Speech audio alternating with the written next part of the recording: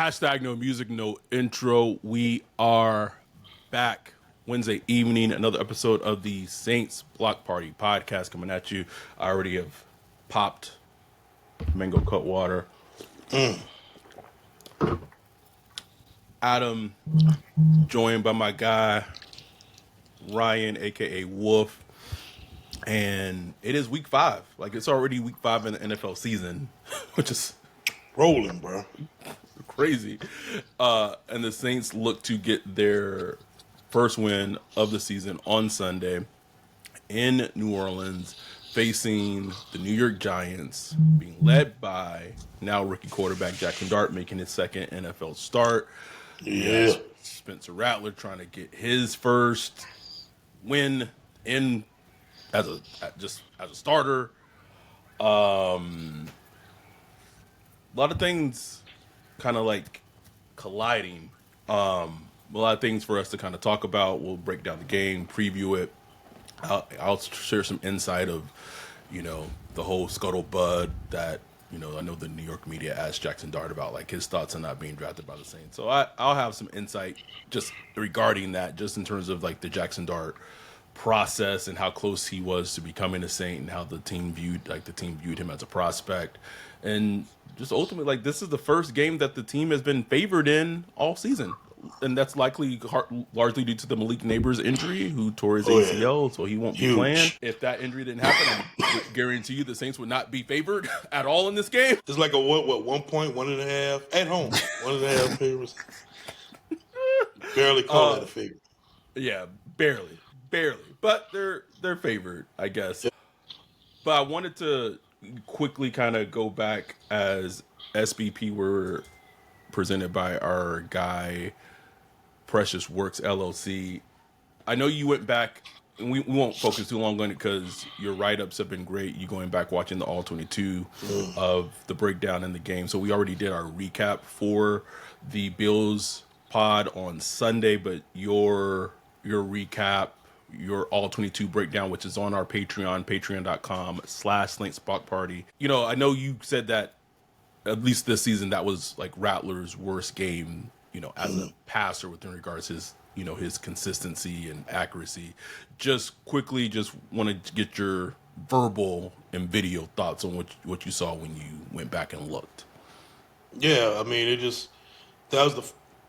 maybe that was a little bit hyperbole because, I mean, it wasn't like a horrible game by Rattler or anything like that. Just from a throwing standpoint, I just thought he had like more misses. Is my internet connection okay? I saw a little pop up. It just was the most inconsistent I've seen in a game from him as a thrower.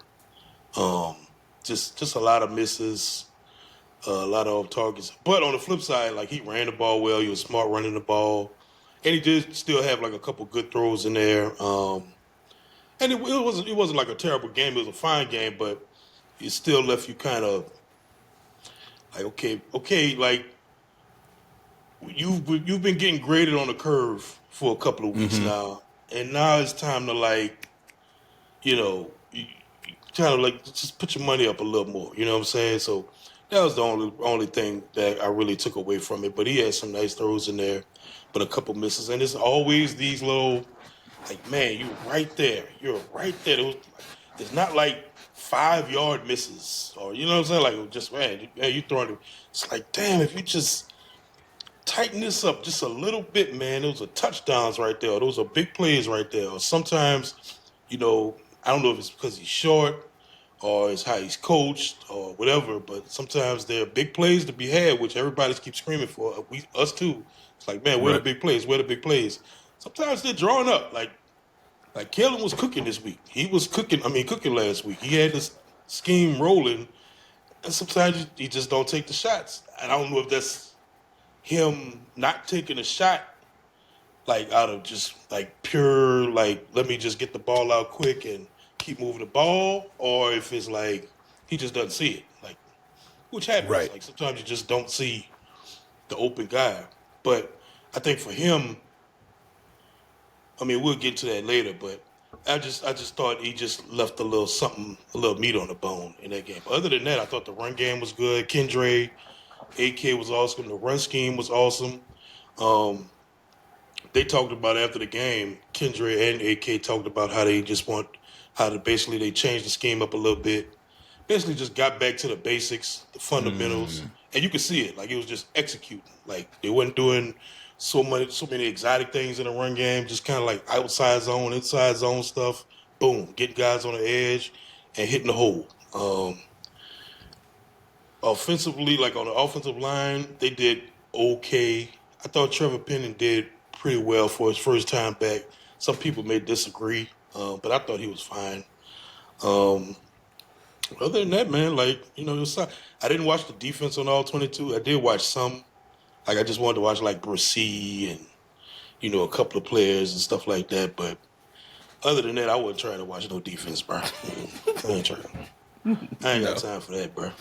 No, it's our time is fleeting as is. Just a quick reminder, as we're sitting here on October 1st. Our SBP Saints Block Party podcast meetup is taking place like next week. Next weekend. So if you want to attend, well, you can't attend because the RSVP is closed. But we do, if you want to come with us to the game, to the Pats game, join us as a community. I believe we have about 5 or 6 tickets left, which are available for all Patreons. So if you're a Patreon or a YouTube member and you will be in New Orleans for the Pats game, you want to join us, feel free, hit us up. We'll get you sorted out. Like I said, I think we have like five-ish or 6-ish tickets available for our group. And next week in general, it's just going to be a great time for us as a podcast community. We're approaching on our 200th episode, which will be later this month, which is insane when you really think about it. So we definitely appreciate all the support that y'all have given us over these 5+ years. It's truly appreciated, and we appreciate every Patreon, every view, every listen, everyone, man. Every single one of them. I will say something that is annoying me, and it's just going to be the case of what it is for the Saints until they find a franchise quarterback. Oh boy, the discourse, the quarterback discourse. God. Kill me, bro. I'm tired, Wolf. I'm tired. Like, and it's which one of the I saw I saw some of the tweets you put out this week, and like this is like not about like picking like a side, but I could guarantee you that the coaching staff would love Tyler Shuck to be out there starting right now. Like I could Oh yeah. You think? I can guarantee you that they wish he would be starting. The fact that he isn't starting, I think, and I said in our Discord, like I think the time for Rattler is like these next 2 weeks, even as just soon as this game on Sunday, is going to be paramount, because you gotta. It's just how it is, and like you gotta win. Like I said it on a recap pod, but Jaxson Dart, I think he had like 120 or 111 yards in his win against the Chargers, and they only put up like 20 points because the Giants defense was able to, like, that's how football is. But in terms of like quarterback stuff, it don't matter, bro. It don't matter. Like, don't matter. The vibes is great. Got your win. Jaxson Dart got his win, and the vibes are just perfection. He got a touchdown, ran a touchdown, threw a little shuffle pass touchdown, like that's it. That's it. It's just unfortunately, like, that's just how it works, And like I said, like, first couple of weeks, it's like, wow, Rattler's looking good. He's carrying the offense, looks poised, confident, not making mistakes, this, that, and the other. So it's kind of that he's being graded on that kind of, like, wow, he's not a disaster. You know what I'm saying? Like, it's right. I mean, it's just how it was. It's like, if you hear, like, especially like national people, they're like, wow, this guy's like, he's not terrible. You know what I'm saying? But at some point we have to move away from forward from that. Like, okay, it's not a disaster, but what is he? Right. Like, is he the answer? That's the whole point. You're trying to find that out. And some people can say, oh, I mean, of course he's not the answer, blah, blah. I mean, you still want to know. He's still a young quarterback and going into like his 11th start. So he's still growing, still maturing. Like I talked about, developed a ton. Just from last year to this year, like the development's just been crazy. Should be like Yes. a great story. Like it shouldn't even be a civil war online and that. It should just be like, man, this is pretty cool. You took a 5th round pick, talented but embattled quarterback from college, and this got thrown in like he's been put in some of the worst situations in the world, battled through it, came in this year, had to fight for his life, and in a training camp battle, literally was replaced. His replacement was drafted, and he fought for it, held on to his job. He's developed, like I said, poise. He used to take a lot of sacks. He used to do a lot of like super aggressive, like YOLO type ball stuff. All that's gone. Like now he's game manager. Like he's managing the game well. Like just you wonder if it's gone too much too to much, the right? Like, to the other end of the spectrum. like get some of that little old rattler back a little bit. You know what I'm saying? Like just trying to balance it out a little bit. That's the struggle of a young quarterback, trying to find that right balance. And he's with a new coaching staff. They're not a good team, so it's like you're trying to walk that tightrope of being aggressive and trying to win, to also not trying to be a detriment to your team. Right. So I get it. Like I completely understand it from that perspective. But it's time to go get it. And the thing is, like opportunities are there, so it's time to start hitting those opportunities. Like starting quarterbacks, some of those throws that come open. Starting quarterbacks hit those throws, like the throws that you got to make. Will it lead to like a win? Maybe not, but it'll give you a better chance to win. So you want to at least come out those games feeling like, man, Rattler gave us every chance to win this game, but the defense blew it in the end, or whatever. You know what I'm saying? Special teams blew it in the end. So you at least want to come away saying that. But we've kind of had this line of, oh well, he hasn't lost us. He's not been the reason we're losing. It's like, yeah, sure, but you can only hold on to that argument For so long. for a certain amount of time. You know what I'm saying? So for him, you got to go out and get it, bro.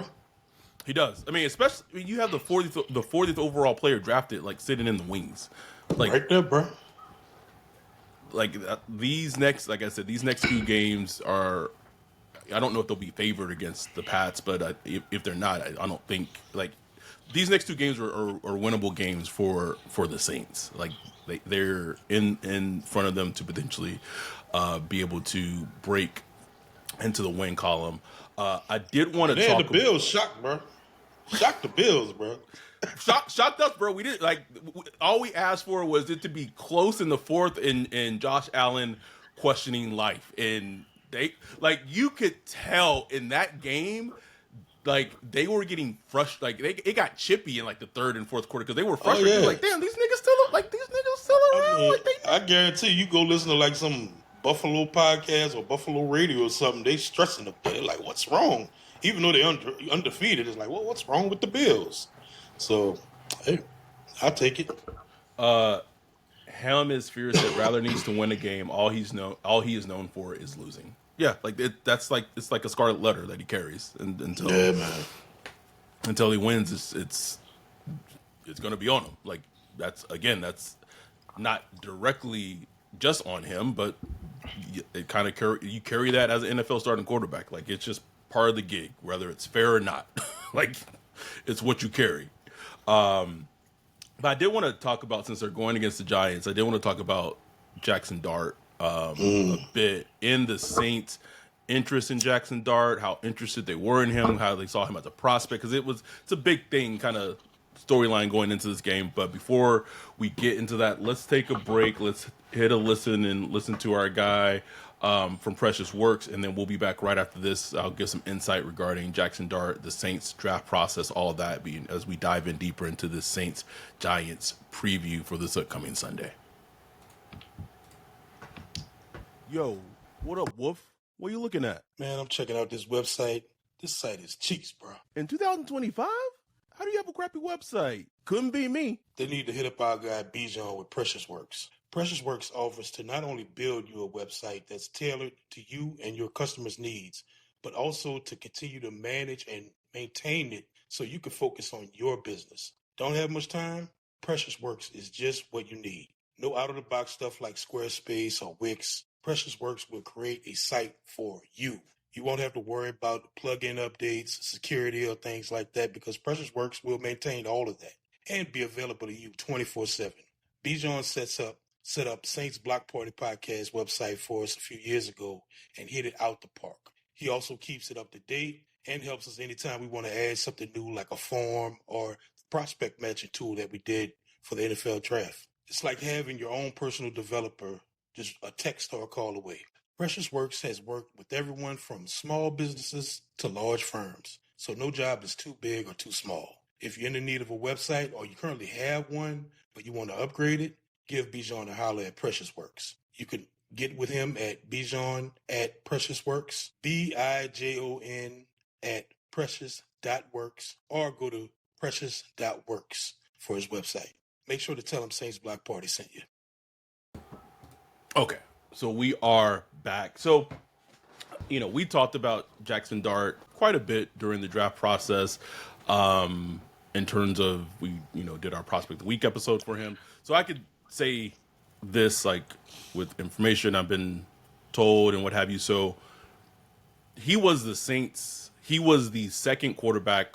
If you want to list the order of quarterback, he was their quarterback 2 in their prospect rankings this past draft. So Cam Ward was their first QB1. We talked about that at nauseum. They wanted to try to trade up for Cam Ward. Didn't happen. Jaxson Dart was actually their quarterback 2.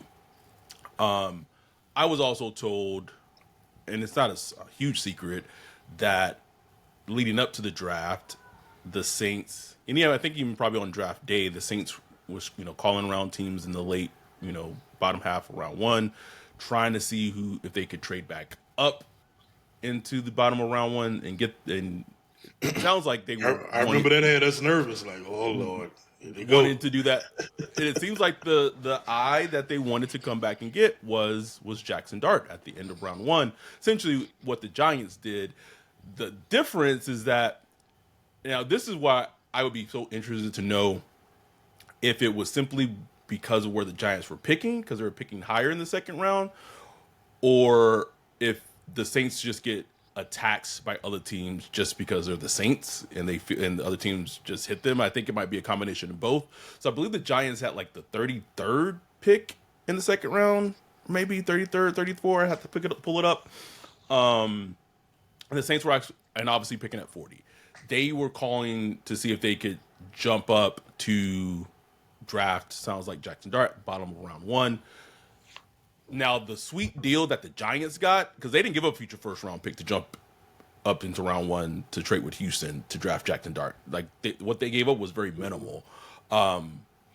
It sounds like the Saints were trying to trade up from 40 in the bottom of round 1, but the teams were like, not just Houston, teams were like, future first-round pick. You want to come up? 2027 first round pick. And the Saints didn't.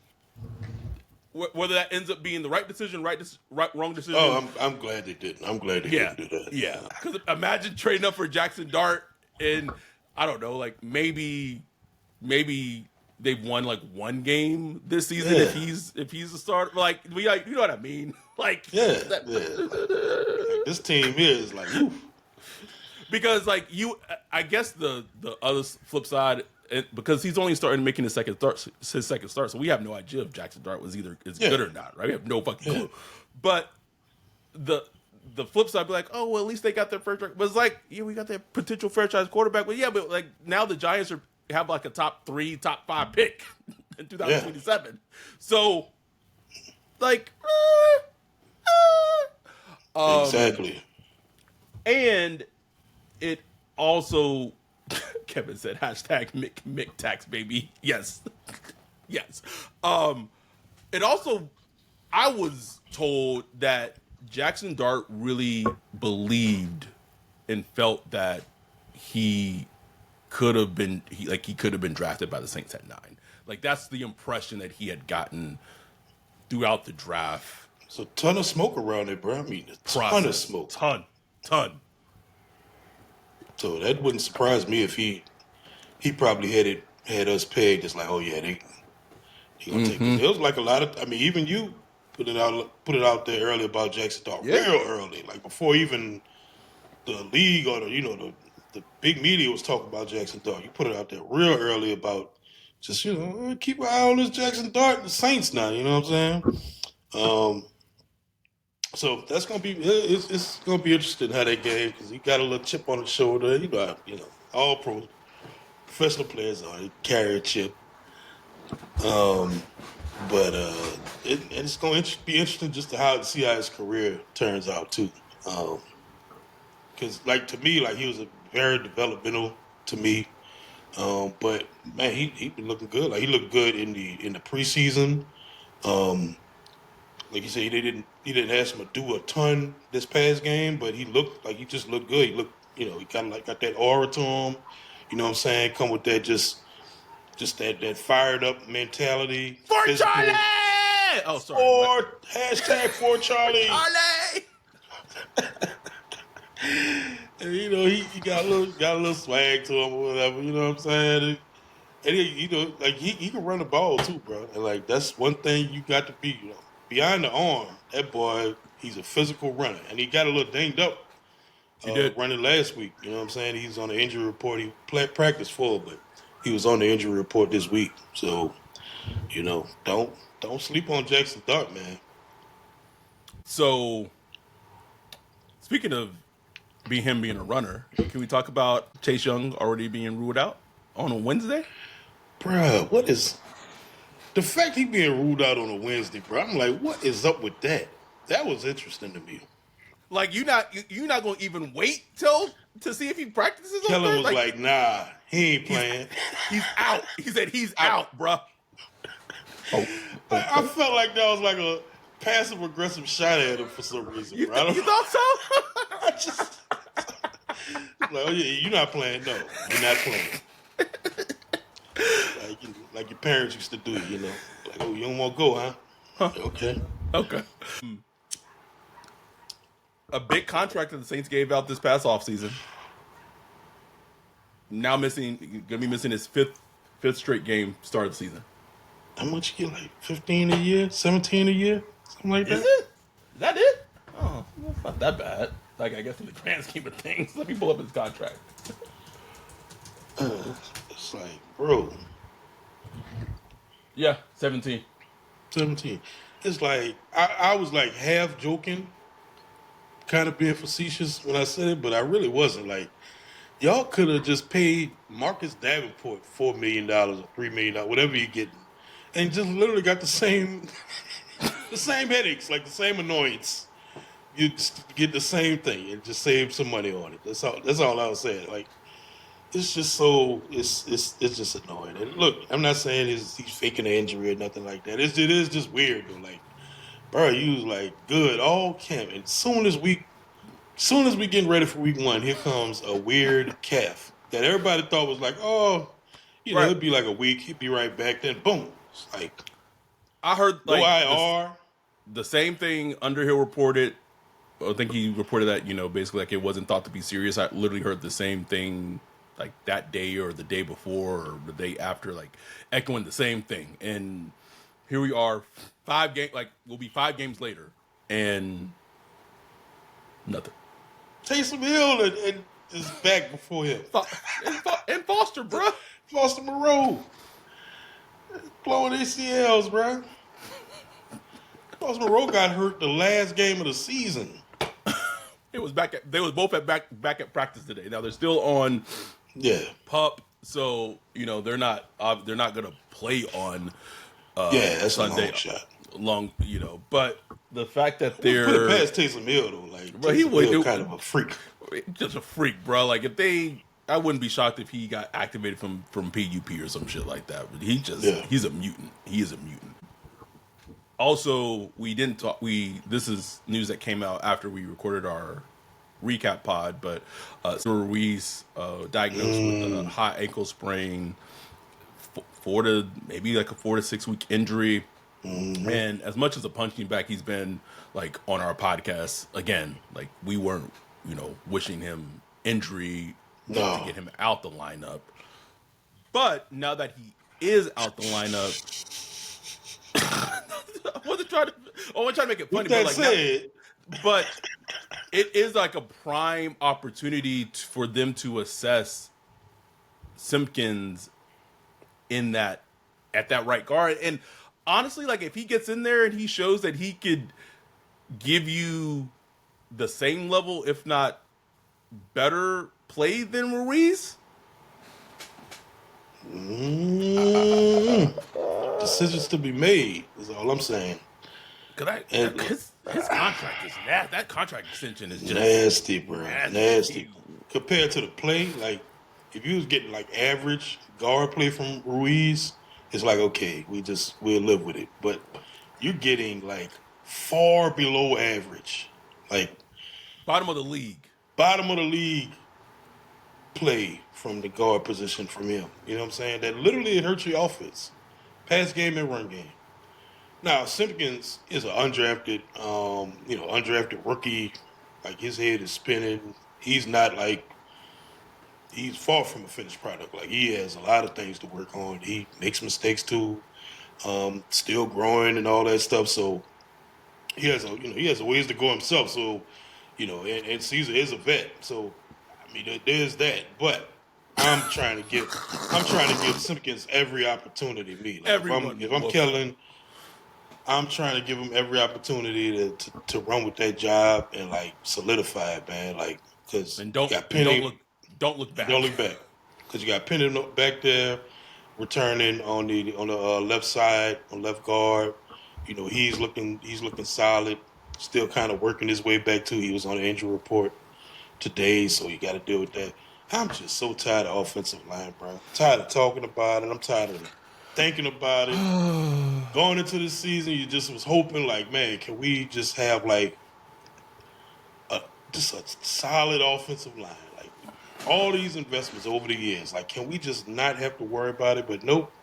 You got Fuaga dealing with the knee in the back.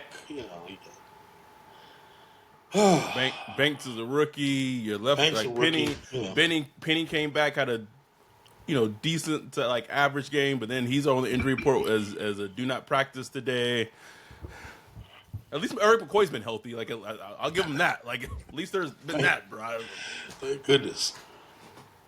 But look into this actual breakdown of the Saints and Giants.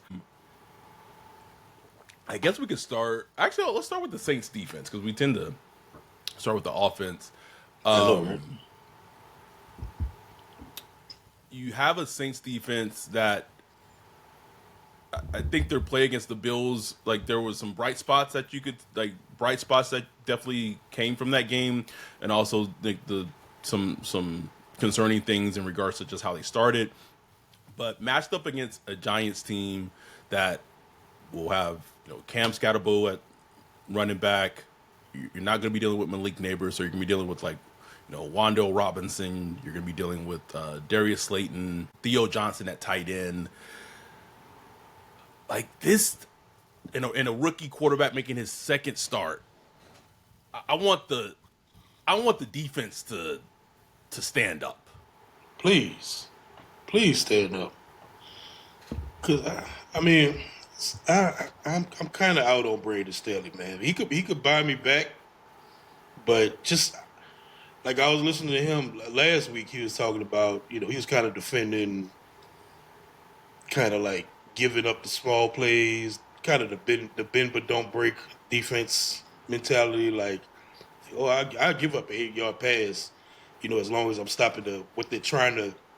If they're intending on making a bigger play and give up 8 yards, I'm not worried about that. He's basically what he's saying. But, like, that 8 yards becomes like second and down. 2, or like a 2 or third and 2, and then it's an easier. Like, what? Like, what? Right. It's like a very analytics type response, and like even like after this week, Like a lot of the players were talking about, the missed tackles and stuff like that. They had like 15 missed tackles, and they were just talking about how they're fine with the first guy missing a tackle. As long as you're aggressive and you're moving, if you're moving 100 miles an hour and you miss a tackle, that's fine. But you got to have the guys behind you rally to the ball and all that stuff, population to the ball. I've heard all that before. I get it. But it's the mentality. I just don't like it. I don't like that mentality. You know what I'm saying? I don't like that. Oh, it's okay to miss a tackle. No, I don't want that. I don't want that. Like, I know you're gonna miss tackles at times, but I'm gonna make every tackle. You got to make every tackle. I'm going to defend every blade of grass on this field. You're not moving an inch. and That's also the mentality I like. and that also like that's just like the gang mentality and rallying to the ball like has not been there. So like that goes out the window. So like you can't even tell me like, okay, like guy A, like Pete Warner, who missed a lot of fucking, like he just picked the wrong hole terribly against Buffalo. Like it's okay with him like missing a tackle, but like the rest of the guys rally. Like the rest of the guys have not been rallying. Like they're not. No. There's no posse coming behind Pete Warner. Like no, not at all. And we've seen too many times like guys just bust wide open, like just wide open, where it's not even a talent thing. Like we get the defense is not talented, we get that, but too many times it's things that's outside of talent, like. Kool-Aid McKinstry giving like 8-yard cushions on Keon Coleman, who is not fast, and it's like they're gonna keep running that same route. Just a little curl, boom, boom. And we're gonna keep hitting that all day because you're giving up a large cushion. Like that has nothing to do with talent. That's just like coaching and that's knowing the situation and all that stuff. Like so, I don't know. I don't like when I saw those quotes. I was like, ugh. Like Greg Williams used to preach that same thing back when he was here. And his defenses were terrible at tackling. They were always terrible, giving up yards, giving up long 3rd and 15s and all that stuff. You know what I'm saying? I just don't like that mentality. So, I don't know. Brandon Staley, I don't know. I don't know about this one. I don't know. I keep it positive. I do think getting the young guys, Jonas Sanker. Yes. Getting Quincy Riley in there because Isaac Yadam was like crazy just out of nowhere LP today. Laham type, man. He's slick boy. Okay. All right, nigga. Okay. Think he's slick. Go ahead and just give us our fourth round comp pick, please. Please.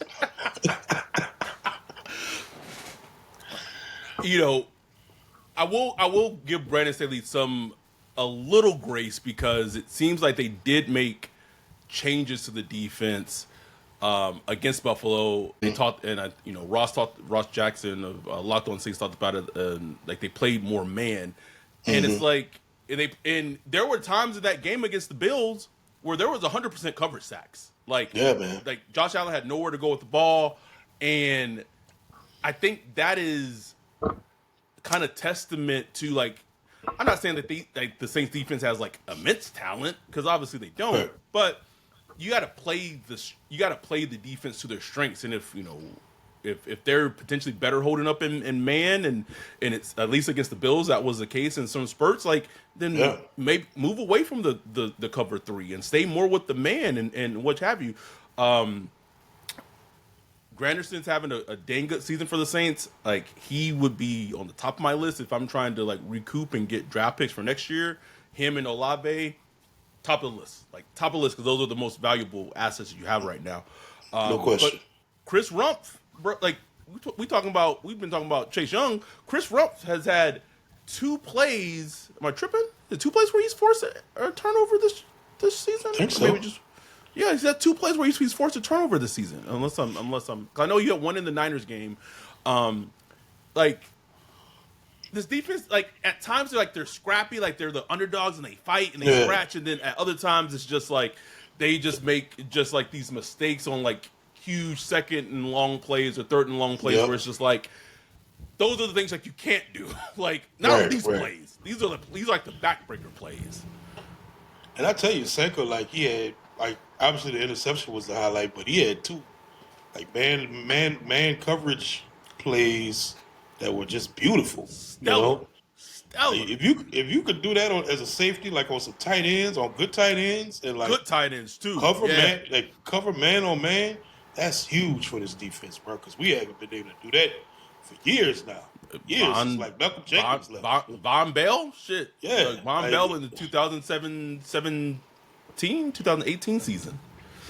so, like that to me is like that's huge. So get the young guys out there, man. Quincy Riley. Um, I tweeted about Brian Brzee, I think yesterday. Like he leads the team in pressures. Like just, Doesn't feel that this, way. yeah, like really. But the team is like 32nd in pressures, so it's like whoop de do. Um, but he's still just a frustrating watch. Because he still does things every now and then that it's like wow. Then but a lot of times it's just like sleepy, boring, Sleepy, nothing. bruh. Just Sleepy. getting blocked by center downfield, 1-on-1. Like if you just like super freaky athletic DT, like you shouldn't be getting blocked down by field 1-on-1 by like a center, a good center. Don't get me wrong, but like it's like come on, man. Like show me. I'm watching Saints offensive line get dominated every week, get thrown. Dudes just thrown to the side. Like can we see some of that? Please. Like damn. You brought the part about tackling.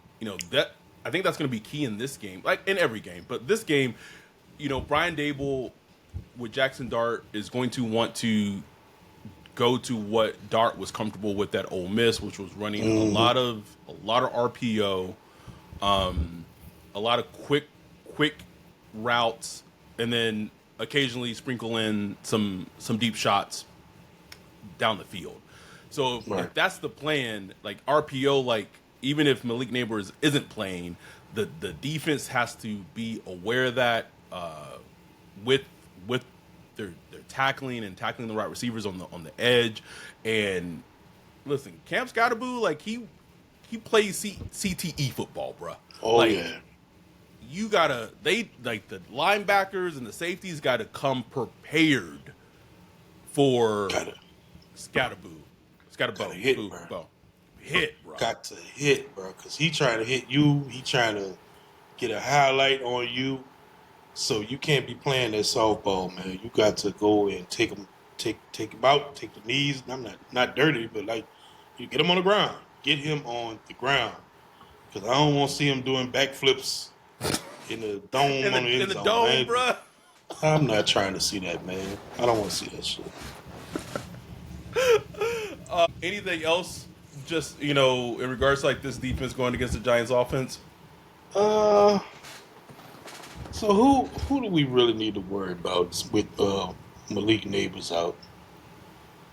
Um, outside of Scatterboo, Wandale Robinson, yeah, Theo Johnson. They did like they played great against the Titans last week, except the weird creep on Dalton Kincaid, and there wasn't any safety help over the top that led to like the late kind of touchdown that kind of clinched it for the.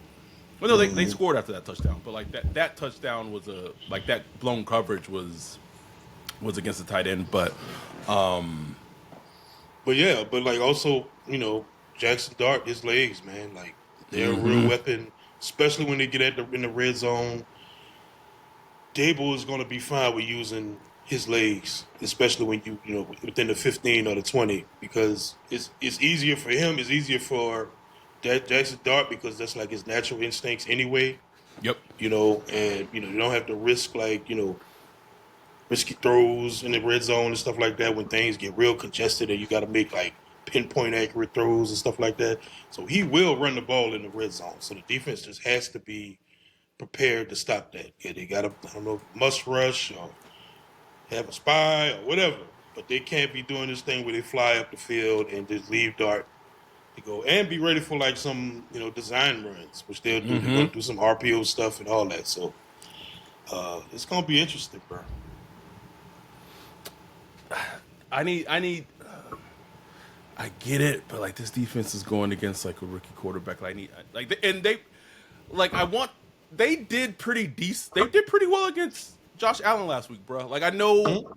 I know, like there was some plays, like, but But like that's Josh overall, Allen.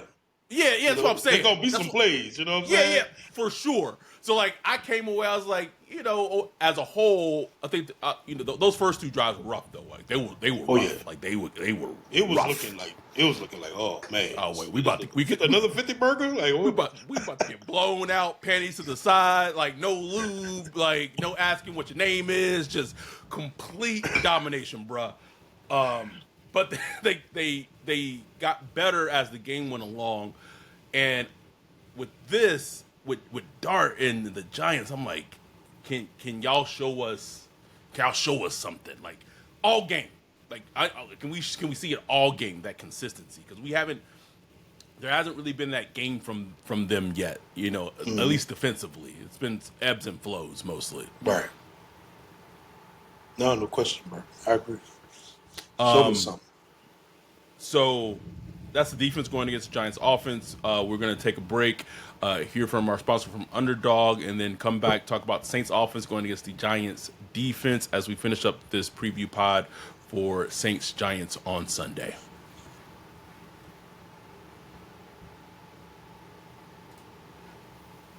Football is back, and there's no better place to get in on the action than Underdog. It's the easiest way to make picks and win money all season long. Here's how it works. You make your picks. If you're right, you can win up to 5,000 times your cash, and you can play as little as for $1. This week, I'm looking at the Bucks versus Falcons matchup. I got Mike Evans for higher than 1 touchdown and Kyle Pitts for lower than 50 yards. That's my card. Now it's your turn. Just download the Underdog app, sign up with promo code BLOCKPARTY, and you'll get $50 in bonus funds when you play your first $5. That's promo code BLOCKPARTY. Millions of fans have already won billions on Underdog. Will you be next? Underdog, make picks, win money. Must be 18 plus, 19 plus in Alabama and Nebraska, 19 plus in Colorado for some games, 21 plus in Arizona, Massachusetts, and Virginia, and present in a state where Underdog Fantasy operates. Terms apply. See assets.underdogfantasy.com/web/play and get terms _DFS_.html for details. Offer not valid in Maryland, Michigan, Ohio, and Pennsylvania. Concerned with your play? Call 1-800-GAMBLER or visit www.ncpgambling.org. In New York, call the 24/7 Hope line at 1-877-8-HOPE-NY or text HOPE-NY 467-369. We are back, and let's finish up this preview pod talking Saints and Giants. We have 34 concurrent viewers right now, about 100 views on, so we appreciate y'all joining us on a Wednesday night, late Wednesday night. Really, really appreciate it. Saints offense, the offensive line, we don't know where Trevor Penning's going to be. Like, he didn't practice today, so we'll see if he's... That would be like my question is like, man, if that's a worry because if Penning, we don't know, but depending on what happens with Penning the rest of the week, Ray Duns didn't practice today. Like, I don't know what other guard they got, bro. Like to play left guard if Penning can't go. Oh Jesus! Tired of him. Tired of this shit. That's too bad. That's too bad, Grandpa. Too damn bad. Yeah, man. I'm hoping Penny. I hope it's not. He was like at practice, so they didn't have him like hiding in the training room or nothing. So, maybe we'll see tomorrow. We'll see if he gets like the bump to limited or whatever. Because I remember watching all 22, he did get rolled up on by AK, I think, and he kind of fell down weirdly. It was like, ooh. But he popped right back up and played. So I don't know if that's what that's from or not. But it was one of them plays where I was like, ooh, like that was scary. Just the way he got rolled on. And it's just like, come on, man, not the feet, man. Like that dude feet already beat up. Man. He like Adam right now. Baby, me, bro, hobbling around, bro. I mean, at least he did it playing like a professional fucking football sport, not just being old and just standing at a concert. And now I can't walk for fucking a couple of days, nigga. Just like I feel like, oh my god, like. I'm almost like this is what almost 40 is like essentially, bro. Just in shambles. But they going against that Giants defensive line, oh boy. Brian Burns, Kayvon Thibodeau, who's had like a rebound season. Yeah. Abdul Carter, who hasn't left off the screen, but he's still a insanely great, like talented player. Yeah. He got like 20 something pressures this year already. Goddamn, does he really? Yeah, man. Like leads all rookies in pressures or something. Like it, Okay, all right. Like that's what I said. Like what was it, a couple of days ago, bro. There can't be like an Abdul Carter for us in this draft. Like we're this Jeez. shitty, bro.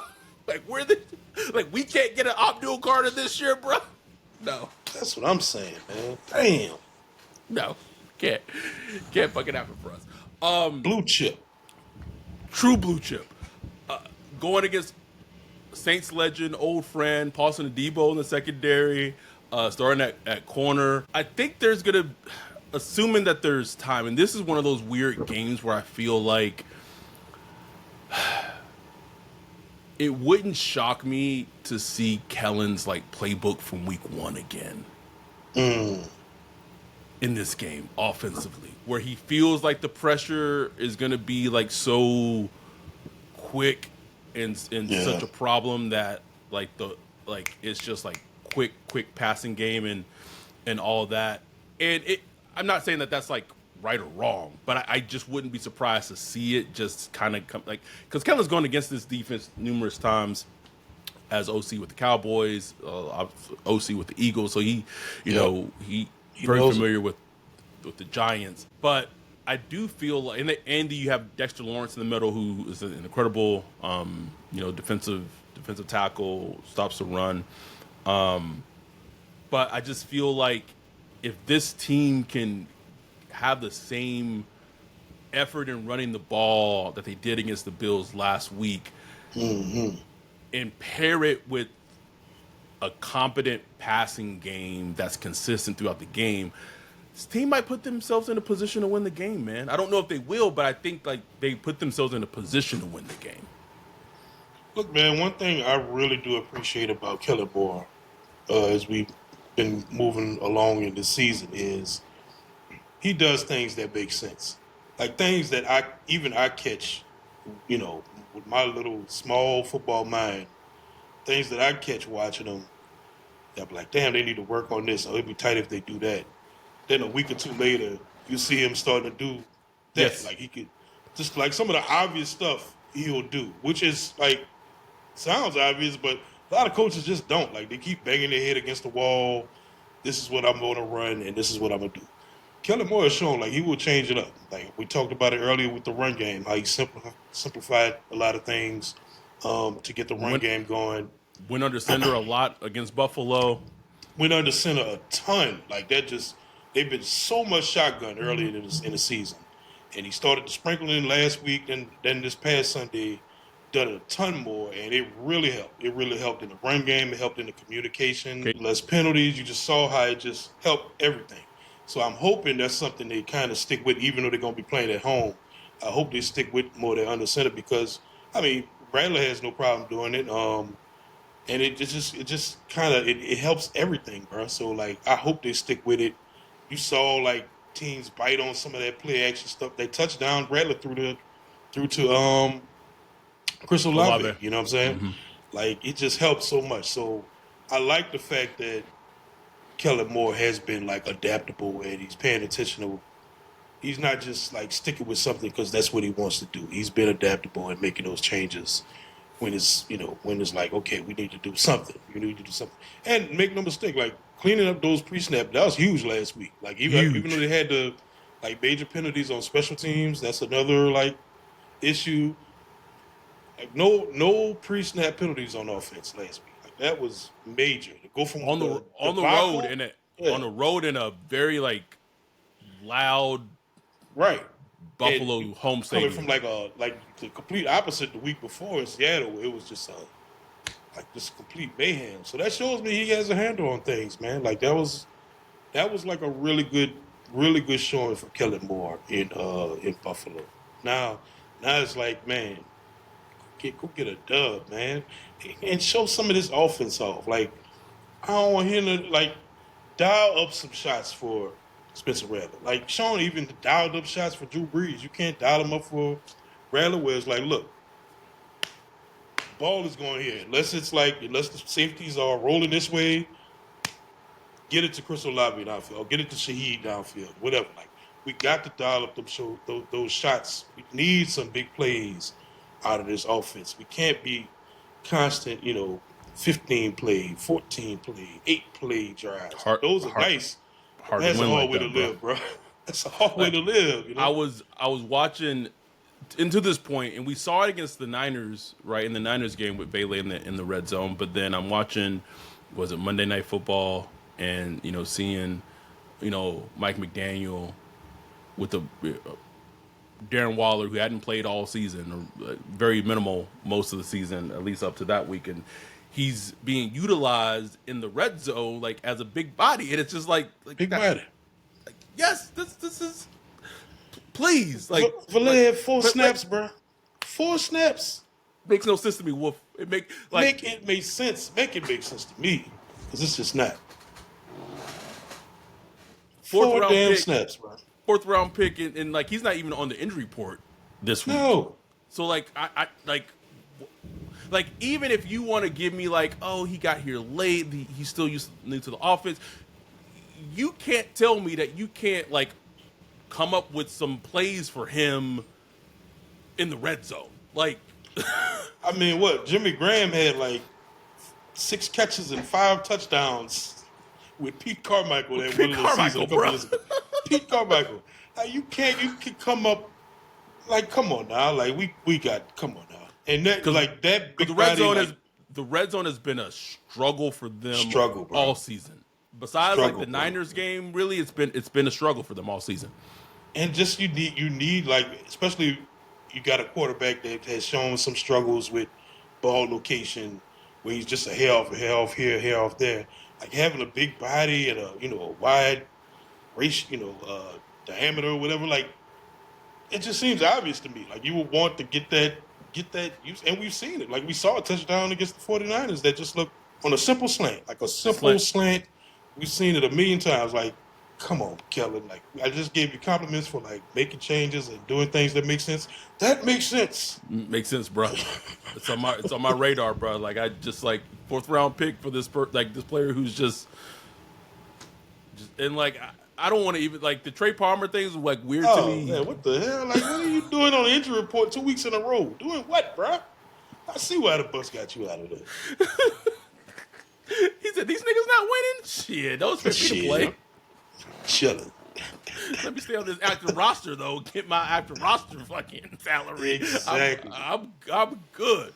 But exactly for an offense that needs juice, you had Juwan Johnson on the injury report as a didn't practice. I don't know what his injury. Good point. As much as we bash Juwan, the tight end position is so bad that if he can't play on Sunday, bruh, it is dark. It is dark. You ain't lying, bro. Like as much as he gets on our nerves, they need him. Like they need him. He's like one of Rattler's favorite targets. So they need to get him back out there. I wonder if he was hurt on that little achy breaky.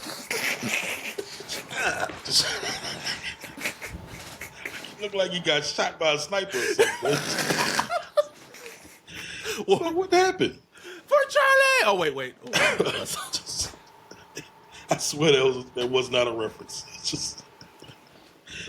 That's just how it looked like when he fell. That was me. I'll own that one. It did. But I need this. Can we just have one game like where it all comes? And I know people will be like, no, like we don't want that. Like we want the good. Like man, like that locker room. Afford a win or two, damn. A win or two. Like we don't want to go 0-17. God damn it! Like damn. Get a win. Can we get a win? Like this game against the Giants would be nice. Debo. Like I need Chris Olave to be taking him behind the woodshed. Come on, man. Chris. I'm one of the last few left, bro. Like, come on, man. Like, put that game together, man. Put the game together. Catch the ball, bro. Like, I understand some plays ran a little bit off here and there, but the plays that hit your hand, like, if you want to be that wide receiver, I watch it every week. Red Zone channel, wide receivers diving for the ball, stretching out. Just stretching out for balls, catching balls that's inaccurate coming over here. I saw Bo Nix the other night throwing inaccurate balls. Colin Sutton going up and grabbing them, doing all. Go make some plays, my brother. Go make some plays, like some big plays, man. Like everything can't be perfect. Placed right where, and even plays that's been placed right there, you had some drops. Now, you turned it around in the second half last week this week against the Bills. You know, let's keep that going. Like I need a Chris Olave game. Chris Olave has arrived. 90, 100 yards, 7 catches, a touchdown, 2 touchdowns. Like, come on, man. Like, help. Let's help this offense go. And you that dude. Like, you are the wide receiver one of this offense. Whether people consider you a wide receiver one or not, you're the one of this offense. So, like, go take it, man. I need to see it. Need to see it. At the very least, it helped the trade value. Damn. Something. Please. Something. Anything else with the offense going against the Giants defense? I want to see if that the progress that they made in the run game can continue. It's kind of going to be hard to tell because we don't know who's going to be the starting 5 offensive. We don't know what the left guard position is come Sunday. We're obviously recording this on Wednesday night, and that the Giants defensive line is stout, like much stouter than the Bills defense as a whole is. Like the Bills haven't been able to stop the run all season, so it'll be interesting to see if the Saints will be able to continue running the ball as well as they did against the Bills against like a front like the Giants have. Yeah, but look, I mean, the Giants defense overall is not great. You know what I'm saying? No, not at all. 25th in EPA per play or something like that. Like, so plays can be made against this defense. Whether it's in the pass game, run game, screen game, whatever. Plays can be made. You just got to be aggressive, man, and take those. Especially, there will be 3 or 4 times every game where the opportunities are there for a big score, and Rattler has to hit 3. Has to. If there's 4 of them, you got to hit 2 or 3 of them, man. Like you can't miss all of them. You're gonna miss one. That's fine. Like that happens, but you got to take those opportunities when they're there, when you see it. So that's going to be huge. Hard to predict if we're gonna win this one, bro. It's so hard to predict. I was about to ask you, bro. They win. They get their first win of the season. Is it going to happen against the Giants?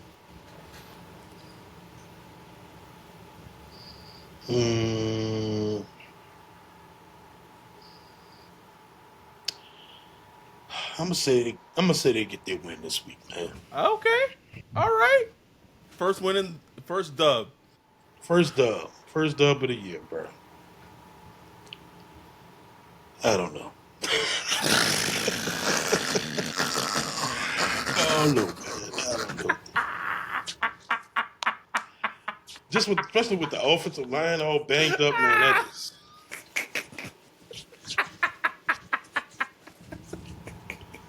I can't even give you a score on this one, bro. But you do have them winning on Sunday. Got them winning. Okay. I think they go 1-5, bro. 1-5, baby. Ooh, that heat gonna get turned up on Spence. Sorry, Spence. Heat getting turned up, bro. Don't let Dylan Gabriel go out there and beat the Vikings. The Vikings? Dylan Gabriel. I got him going to 1-5. This is not me wanting them to go 1-5. I don't know. No. And I was told regarding like trade deadline, because I believe the trade deadline is at the end of October, so end of this month. So right now they're 0-4, so it doesn't really matter if they win on Sunday or not. I do expect a lot of trade talks for players on the Saints to to increase. But again, like we talked about, like there's something that they have to be careful about because some of these players have a lot of like dead cap hits that they are going to leave behind if they get traded, and that we did a whole talk of them like their top 10 players that they're paying dead money to who aren't even on the team, and so if they trade, you know, someone like Carl Granderson, like Big Creeper, they traded Chris Olave is like playing on like he's like his contract would be like probably like the easiest one to trade just because of everything. But anyone other than that, really, besides like him and like Chris Olave would be an easy trade. Shaheed would be an easy trade. Other than that, like you go. Other than that, everything tough, bro. Everything else is hard because like, they're going to swallow it. You know, and you look at it as like, okay, we're swallowing this cap hit or we're swallowing this dead money, but you know, we're getting back this draft compensation pick, whatever it is, right? So that's something future space. Like you got to look at it like, okay, this is going to be space in the future that I'm gonna have, but it won't serve you any. You won't get any benefit from it, you know, this year. Maybe next year you won't even get benefit from it. You know what I'm saying? And it doesn't help you. It doesn't help you like in this upcoming free agency, like with the cap spacing and thing like that. It actually hinders you. But I think that's also like an interesting thing to like be on the lookout for what happens after this game in regards to like Saints and trade assets and things like that. Yeah, because I was just looking at the roster yesterday and just kind of highlighting. And I think I found about maybe 8 or 9 players that you could just say like, okay, these are potentially tradable assets. You know what I'm saying? Not high picks. But maybe you could get a 5th or a 6th or a 7th or whatever. You know what I'm saying? Like, so depending on the team. Let's see if we can name them. Okay. AK, Shaheed, Olave, Brian Bresee, Alante, DeMario. I'm at 6. Who else we got? You said DeMario, Pete Werner. Like I know we hard on Pete, but maybe you could get a 7th for Pete. You know what I'm saying? Like he's a starting linebacker. You know what I'm saying? Like you could probably get like a 6th or a 7th for Pete. Yes. So we're at 7. I'm trying to find my little spreadsheet. Dante said Justin Reed. Nigga, we just signed Justin Reed. Like just signed like that. Like, yeah, you can move him, but boy, that hit would be nasty. Who else? Let's see. Oh, I lost all my highlighting. I know what it is. Probably couldn't get nothing for Gotcho, but maybe a team might. I think that's a good one because that's so like I know you mentioned this and I heard this from my friend of like, and I don't know if they would because the Ravens are so injured like across the board now, so it'd be pointless. But like, that's a team that struggles with stopping the run. That had they been healthier, like that seems like it like a perfect team fit. Gotcha to like the Ravens. So yeah, 8. Yeah. Yeah. Is Brandon Cooks tradable? No. No. He's making a couple of catches, bro. Every game. We catch here and there. Not with that salary, huh? No. Absolutely not. Is Juwan tradable? Their tight end room so bad, bro. As much as we fucking dog on Juwan, bro, like I don't, because it gets like dark after Juwan, bro. Like dark, real dark. Kool-Aid. Ooh, that's an interesting one. Yeah, I'm sure there's some defense, some team around the league because I know that the Texans who drafted Ladier or whoever they drafted, they wanted to draft Kool-Aid rather than 23-year-old corner, bro. That'll get you something. I'm not saying I would. Like I'm saying, like I'm just saying these names. I'm not like advocating that we trade them. I'm just like talking about assets that the Saints have that are tradable. You know what I'm saying? So Like we named about what, like 9-ish 8 or 9. players, 8 or 9 Kendre players. Miller. Like if he continues to show something every week, like again, I'm not advocating that we trade him, but like if somebody actually called and like, hey Like man, if the Chiefs called, and like, hey, we'll give you a fourth for Kendre. Shit. Big Back Neil, get on up here, boy. because this is his 3rd season, so Third he'd be going into his final season next Right. year. Yeah, so like there's like 10-ish players that are tradable for the Saints. 10-ish. But like the only 2 players that can get you something like a valuable asset is Olave or Granderson. That's it. Outside of that, nothing else. That's it. So then you have to weigh is like, do we trade? Like we just hold on to him, like make him like a post June 1st cut? Like it's I don't know. Don't know. Jack Hunter said trade Kendre before you need to pay him. I don't know, man. Like I don't know, bro. I'm not even worried about like paying Kendre. Like what the fuck, Kendre? What's paying Kendre gonna set the Saints back? You literally just had like your best game as a professional. Literally just now. I think they're okay with that, but we shall see what happens on Sunday. Feel free to join us if you're a Patreon. Feel free to drop in, hop in the Zoom. We do our Zoom live stream. We're going to be live streaming our Zoom reactions to YouTube as it's going on, and hopefully the Saints can pull out the win on Sunday. And if they don't, then hashtag either way we win, and they'll be probably still slotted to pick number 1 overall, and we go from there. From there, man. So we're gonna see. Continue to watch college football to see how it shakes out. There was a good article in the Athletic talking about, just what's going on with the quarterbacks coming out and stuff like that. Just kind of checking in. Yep. It's gonna be interesting. And not just the quarterbacks, but I'm looking to see who rises from other positions. There's a lot of talk about Bain out of Miami, or I'm looking for somebody, bro. Somebody that's gonna have me like, just come, like take my attention away. Like come and take my attention. Like I want this player. I want to be excited. Especially we get a first overall pick, bro. Come on, man. Perfect draft to trade down. It's gonna be a perfect draft to trade down, bro. Loomis? Not.